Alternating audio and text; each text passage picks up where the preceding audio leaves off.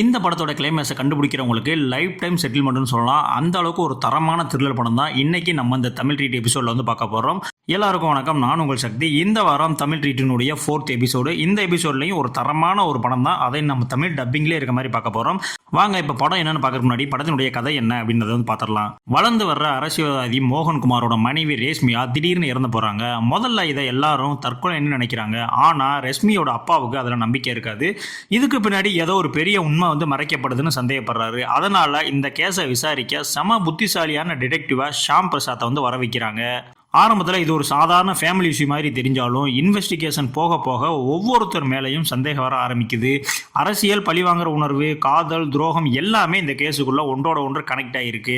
ஷாம் பிரசாத் ஒவ்வொரு குழுவையும் ரொம்ப ஸ்மார்ட்டாக அனலைஸ் பண்ணி உண்மையை நெருங்குறாரு. ஆனால் அவர் கண்டுபிடிக்கிற ஒவ்வொரு விஷயமும் ஒரு பெரிய ட்விஸ்ட்டுக்கு வழிகாட்டுது. கடைசியில் ரேஷ்மியோட மரணத்துக்கு உண்மையான காரணம் என்ன, கொலையாளி யாரு, எப்படி இவ்வளோ பெர்ஃபெக்டாக வந்து பிளான் பண்ணாங்க, இதற்கான பதில் தான் இந்த படத்தினுடைய மீதி கதை.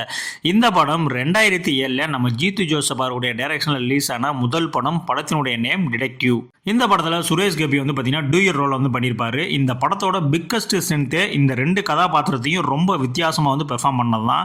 ரெண்டாவது வந்து பார்த்தீங்கன்னா ஜீத்து ஜோசப்போட ஸ்க்ரீன் பிளே செம்ம ஷார்ப்பாக ஒவ்வொரு குழுவையும் ஸ்டோரிக்கு யூஸ் ஆகிற மாதிரி எழுதியிருக்காரு.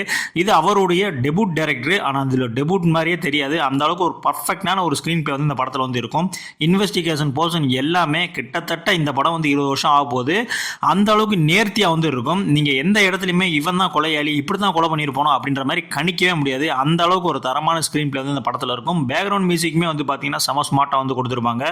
என்ன பொறுத்த வரைக்கும் இந்த படம் மோஸ்ட் அண்டர் ரேட்டட் படம்னு சொல்லுவேன். ஜீத்து ஜோசப்புடைய திருஷ்யம் படத்தை இப்போ நம்ம எப்படியெல்லாம் கொண்டாடிட்டு இருக்கோமோ அதுக்கெல்லாம் ஒரு படி மேலேயே வந்து இந்த படத்தினுடைய நரேஷன் வந்து இருக்கும். கண்டிப்பா அந்த படத்தை வந்து பாருங்க.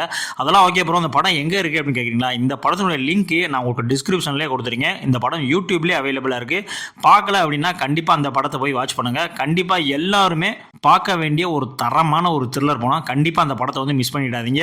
இந்த மாதிரியான தமிழ் ட்ரீட் எபிசோட்ல உங்களுக்கு தேவையான அந்த உலக படங்கள், அதுவும் தமிழ் டப்பிங்ல இருக்கக்கூடிய படங்களாக தான் நான் போஸ்ட் பண்ணிட்டு இருக்கேன்.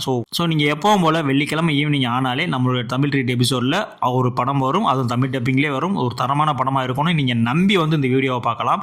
இது வரைக்கும் நம்மளுடைய சேனலை சப்ஸ்கிரைப் பண்ணல அப்படின்னா கண்டிப்பான முறையில் நம்மளுடைய சேனலையும் சப்ஸ்கிரைப் பண்ண வந்து மறந்துடாதீங்க. இதே மாதிரியான அடுத்த ஒரு தமிழ் ட்ரீட் எபிசோட்ல வந்து உங்களை சந்திக்கிறேன். தமிழ் டப்பிங்கில் இருக்கிற மாதிரியே ஒரு தரமான படத்தை நான் வந்து கொண்டு வரேன். ஓகே நண்பா, அடுத்த வீடியோவில் உங்களை சந்திக்கிறேன். நன்றி.